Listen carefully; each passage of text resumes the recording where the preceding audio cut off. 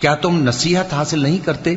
وہی آسمان سے زمین تک کے ہر کام کا انتظام کرتا ہے، پھر ہر کام ایک روز جس کی مقدار تمہارے شمار کے مطابق 1000 برس ہوگی اس کی طرف رجوع کرے گا۔ اسی شان کا ہے وہ خالق جو پوشیدہ اور ظاہر کا جاننے والا ہے، غالب ہے، بڑا مہربان ہے۔ وہی جس نے ہر چیز کو بہت اچھی طرح بنایا، یعنی اس کو پیدا کیا اور انسان کی پیدائش کو مٹی سے شروع کیا، پھر اس کی نسل ایک قسم کے خلاصے سے یعنی حقیر پانی سے بنائی، پھر اس کو درست کیا، پھر اس میں اپنی طرف سے روح پھونکی اور تمہارے کان اور آنکھیں اور دل بنائے، مگر تم بہت کم شکر کرتے ہو۔